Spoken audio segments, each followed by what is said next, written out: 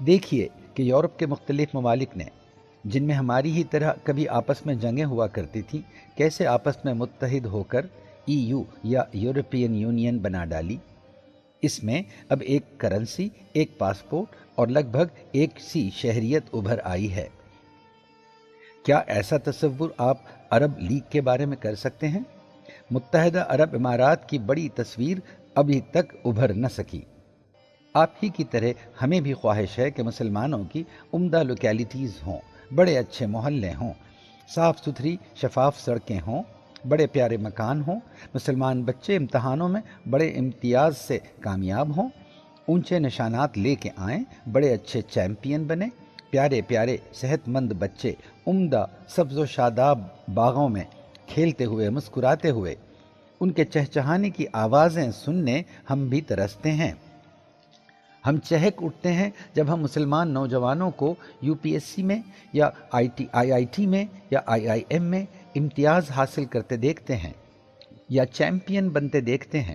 ہمیں بھی خواہش ہے کہ ہمارے ضعیف، ہمارے بزرگ اپنی شامیں، اپنی دوپہر، اپنی سپہر سبز لانوں میں درختوں کے سائے میں بتائیں۔ ممکن ہے نہ تو ہم دوپڑتے ہوئے، جس طرح ہم اکثر ہندو محلوں میں دیکھتے ہیں بزرگوں کو بھجن اور کیرتن کرتے ہوئے اور مختلف آرام دہ طریقوں سے اپنے فرصت کے مراحل گزارتے ہوئے۔ یوں حق پہنچنا ہے ہمیں۔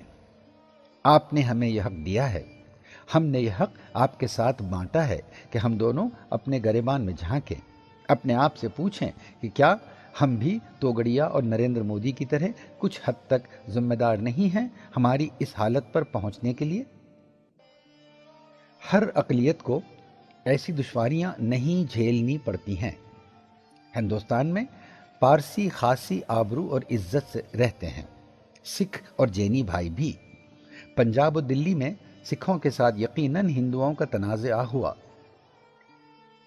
3000 کے قریب بے قصور سکھ مارے گئے۔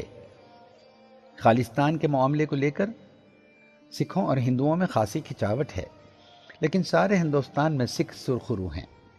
گردوارے بنتے ہیں اور بڑے تحفظ سے ان میں عبادت ہوتی ہے۔ جینی زندگی کے ہر شعبے میں آگے بڑھ رہے ہیں۔ ان کی اسٹڈی ہمیں یقیناً بڑی توجہ سے کرنی چاہیے۔ حتیٰ کہ کرسچن جن سے امتیاز برتا جاتا ہے ہماری ہی طرح، اور ہندوؤں کا ایک طبقہ عیسائیوں سے بڑا متعصب ہے، وہ بھی نسبتاً محفوظ ہیں۔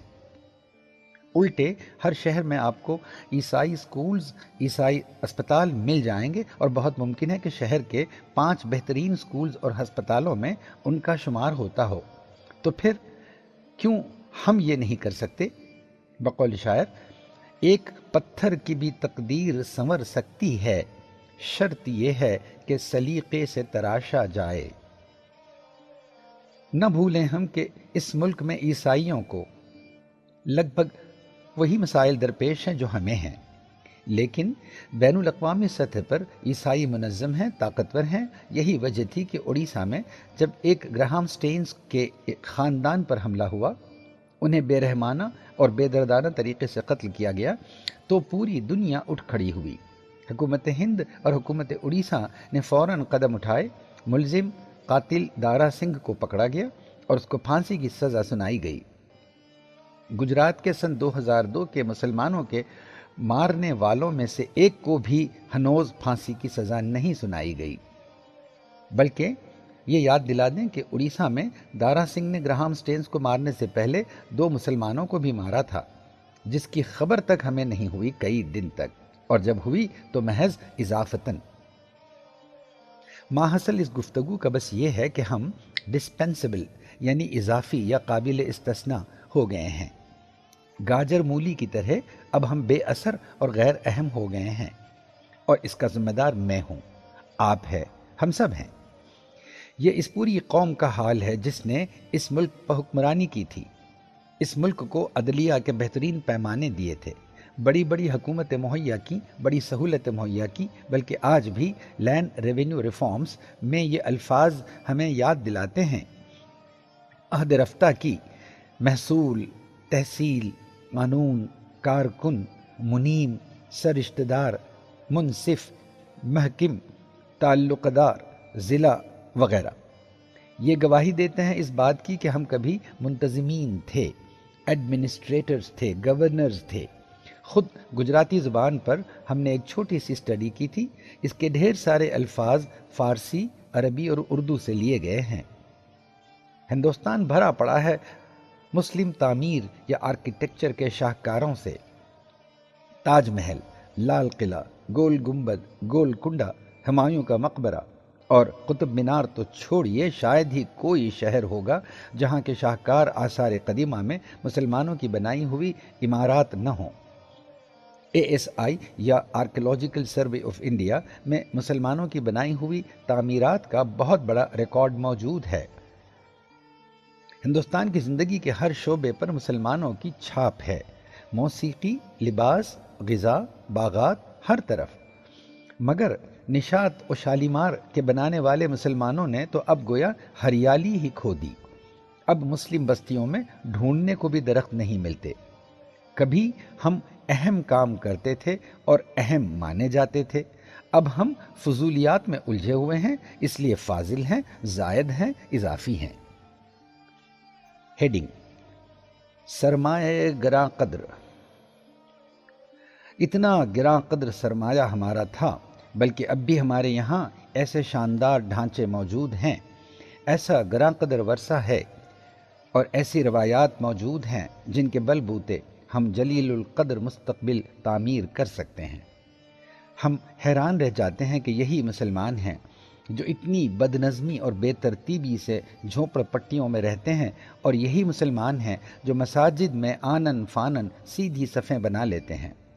کوئی نشان تک نہیں ہوتا، کوئی امپائر نہیں ہوتا، کوئی پولیس نہیں ہوتی، مگر کس قدر خوبصورتی سے کیسی شاندار سیدھی صفیں بنتی ہیں، نمازیں ہوتی ہیں اور انتہائی ڈسپلن کے ساتھ۔ بڑا خوشگوار منظر ہوتا ہے بڑی جماعتیں دیکھنا۔ یہی مسلمان ہیں جن کے یہاں زکوٰۃ اور فطرہ جیسے عمدہ سوشل جسٹس کے سسٹم موجود ہیں۔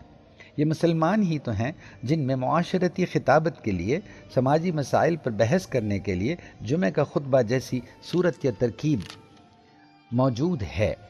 مگر افسوس کہ یہ خطاب، اس کا فیض ہم تک نہیں پہنچ سکتا، کیونکہ وہ ورناکلر یا ہماری مقامی زبانوں میں نہیں ہوتا۔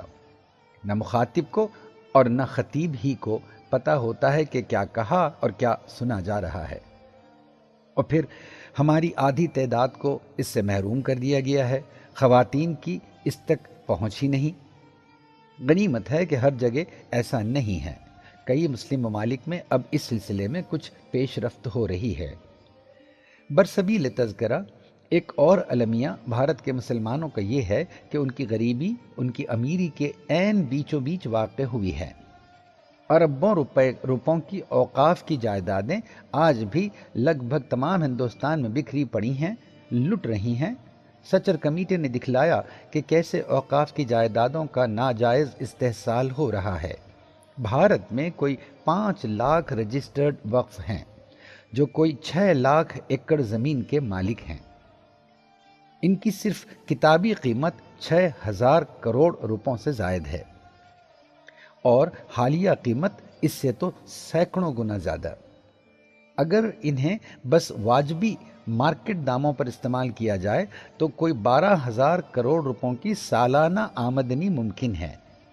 اس کے برعکس ہم فی الوقت صرف 163 کروڑ روپے کماتے ہیں، یعنی صرف 2.7%۔ کون ہیں وہ جو ہمیں یوں لوٹ رہے ہیں؟ ہم۔ لیکن ایسا بھی نہیں کہ اب ہم مسلمانوں میں اب بالکل بھی قابل فخر ہستیاں نہیں رہیں۔ مثلا جدید ہندوستان میں صدر گزرے ہیں جمہوریہ ہند کے ڈاکٹر ذاکر حسین اور فخر الدین علی احمد۔ ڈاکٹر عبدالکلام بڑے ڈنکے کی چوٹ پر اپنے آپ کو مسلمان کہتے ہیں۔ ہندوستان کا سب سے بڑا انعام بھارت رتن دیا گیا ذاکر حسین کو، خان عبدالغفار خاں کو، مولانا ابوالکلام آزاد کو، ڈاکٹر عبدالکلام کو، استاد بسم اللہ خاں کو۔ چیف جسٹس ہوئے ہیں مسلمان، ہدایت اللہ صاحب اور احمدی صاحب۔ مسلم خواتین نے اونچے عہدوں پر رسائی کی ہے، نجمہ ہبت اللہ، فاطمہ بی بی جو سپریم کورٹ کی جج بنی۔ کبھی فراموش نہیں کر سکتا ہندوستان علی اکبر خاں کے امجد علی خاں کے سرود کو، بسم اللہ خاں کی شہنائی کو، ذاکر حسین کے طبلے کو، یا علاء الدین خاں کے ووکل یا اے آر رحمان کے پاپ کو. اور اس کے بعد رحمان تو آسکر اور گرامی انعامات جیت کر گویا بھارت کے کروڑوں لوگوں کے دلوں کی دھڑکن ہی بن کے رہ گئے. ہمیں یاد رہے کہ جاوید اختر اور کیفی اعظمی کے گیت، شکیل بدایونی اور مجروح سلطان پوری کے نغمے، پروفیسر علی احمد خسرو اور عابد علی خاں کی اکنامکس، عرفان حبیب کی تاریخ دنیا بھر میں مشہور ہیں. سلیم علی یہاں کے سب سے بڑے آرنیتھولوجسٹ یا پرندوں کے ماہر ہیں. ایم ایف حسین کی تصویریں سونے سے زیادہ مہنگی بکتی ہیں. میدان کھیل میں بھی مسلمانوں کا خاصا نمایاں سرمایہ رہا ہے. ثانیہ مرزا نے ابھی ابھی ٹینس میں جوہر دکھائے. ذیشان علی نے بھی عمدہ ٹینس کھیلا ہے. کرکٹ میں پٹوڈی، مشتاق علی، درانی، کرمانی سے لے کر کیف، ظہیر، مناف، یوسف اور عرفان نے بڑا نام کمایا ہے. اب کیسے ہندوستان فراموش کر سکتا ہے ان کارناموں کو؟ قرۃ العین حیدر کو، جن کو گیان پیٹھ ایوارڈ ملا تھا، علی سردار جعفری اور ساحر لدھیانوی کی شاعری کو، جس نے پورے ہندوستان کو رجھایا ہے. جنوبی بھارت کے سوائے بھارت کے لگ بھگ ہر شہر میں وہاں کے 5 یادگار تاریخی مقامات میں 2 یا 3 مسلم تہذیب کا سرمایہ ضرور ہیں. کتنا ادھورا لگے گا ہندوستان، کتنا پھیکا لگتا یہ بغیر تاج محل کی خوبصورتی کے، بغیر چاند بی بی اور رضیہ سلطانہ کے کارناموں کے، محمد رفیع اور نور جہاں کے سروں کے بغیر، غالب کی شاعری کے بغیر اور جہانگیر کے انصاف کے بغیر. ان مٹ اثر چھوڑا ہے انہوں نے بھارت پر. اکبری جلال کا ڈنکا تھا سارے بھارت پر.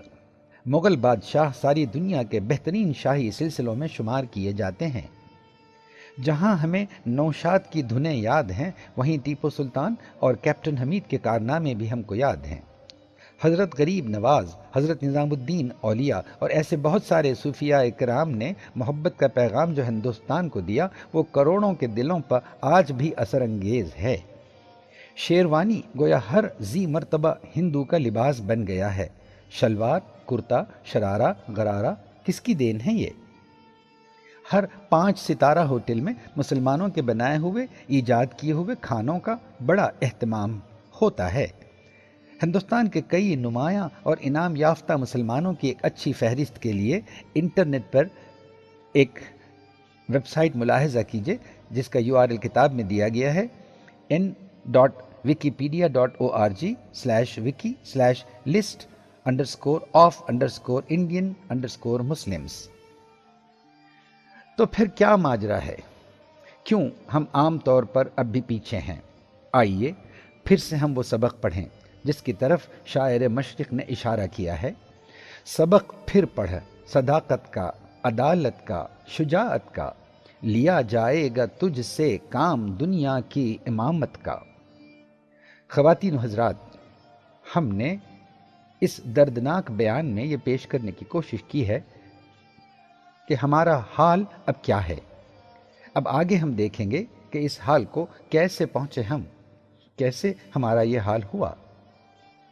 ہم نے تجزیہ کرنے کی کوشش کی ہے کہ یہ دگرگوں حالت ہماری کن اسباب کی بنا پر ہوئی. اگلے صفحات میں ان پر تبصرہ بھی پیش ہے، مگر باب جاریہ کو تمام کرتے ہوئے اپنی قوم کی خوش فہمی کے بارے میں یہ سوال ضرور پوچھیں گے کہ خبر نہیں کیا ہے نام اس کا، خدا فریبی کہ خود فریبی.